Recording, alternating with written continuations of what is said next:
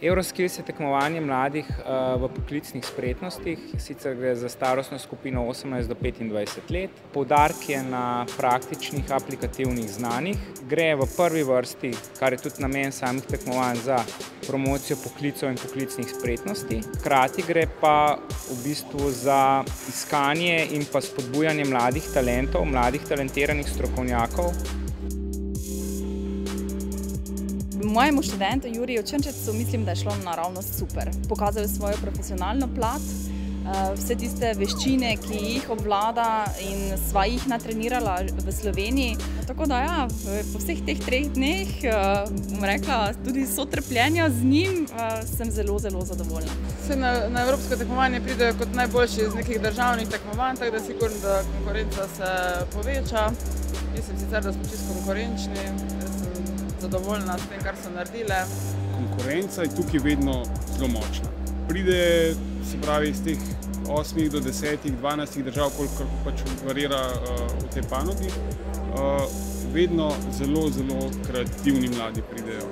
Tako da res polni idej, motivirani do konca, tako da res dobimo res vrhunske izdelke. Moram reči, da ste se zelo lepo dopolnjevali. Ena je bolj hitra, ena bolj natančna, tako da je super. Smo seveda zelo zadovoljne, seveda pa vedno tako, da bi bile stvari lahko boljše, ampak to je ena dobra izkušnja za naslednja leta. Našim fantom kapo dol. Pokazali so pogum, pokazali so znanje. Po začetnih težavah so potem nekako osvojili, kaj Euroskills od njih zahteva.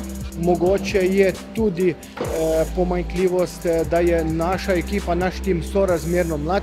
To so fantje 19 let in 18 let, medtem ko so fantje v drugih timih stari nekje od 22 do 25 let, predvsem študentje, ki imajo bistveno več kilometrine kot pa naši fantje. Seveda, trudili so se v najboljših močeh in uspeli v pravem času izdelati izdelek, od katerega se zahteva.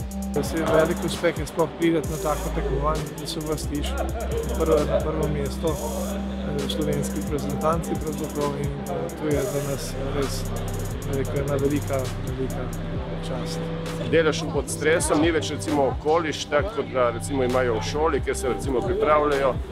To je mogoče, drugače pa recimo nekaj tudi neznanih komponent, ki so jih prvič videli in se morajo recimo zelo hitro prilagoditi tem novim sistemom, novih komponentam, ki jih dobijo na tekmovališču. Dosegli so medalje za odličnost, to pomeni, da so dokazali, da so se pripravljeni in da se znajo spopreti z res zelo zahtevnimi nalogami. In dejansko tudi pri nas težko najti strokovnjaka ali pa nekaj strokovnjakov, ki bi lahko v zelo kratkem času rešili podobno nalogo. Oni so bili namreč časovno omejeni in niso imeli dostopa do interneta in zato je mogoče še težje in so se mogli na to nalogo res zelo dobro pripraviti. Moja tekmovalka se je odrezala odlično, še poseben zadnji dan danes, ki je po 3-dnevnem tekmovanju so vsi tekmovalci, ne samo ona, bili precej utrujeni, bilo je precej stresno. Gledajo jih obiskovalci, so pod očesom publike in pa pod tim očesom same žirije, pa samih ocenjevalcev. Vse tisto, kar je natrenirala, je na tekmovališču tudi pokazala in to je bilo najbolj pomembno od vsega. Leon je bil zelo dober.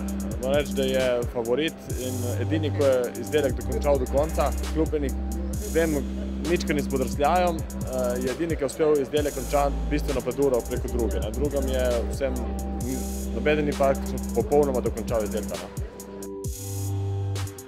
Sem tako kot psihologinja izjemno zadovoljna z njihovim odzivom, ker so pravzaprav pokazali eno, kako ne rečem, izjemno veliko mero neke take zrelosti, pa ne samo poklicne, pač izdelavi teh izdelkov, pač pa tako človeške zrelosti.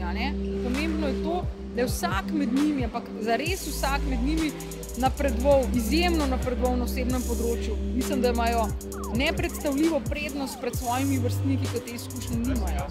Zato, ker so v primerjavi s kolegi iz svojih generacij bistveno več časa v neko piljenje profesionalnih spretnosti vložili. Tako da dejansko na koncu so boljši od svojih vrstnikov in izkušnje kažejo tudi v slovenskem prostoru, da ti bivši tekmovalci, ne glede na uvrstitev, lažje dobijo zaposlitev. Vsi so jo do zdaj dobili, nekateri od njih prav na podlagi tega, ker so v svoj življenjepis navedli to udeležbo na Euroskills tekmovanju. So uspešni mladi poslovneži, odprta so jim številna pota. Izziv za naš izobraževalni sistem pa je, seveda, kako to odličnost omogočiti čim širšemu krogu mladim.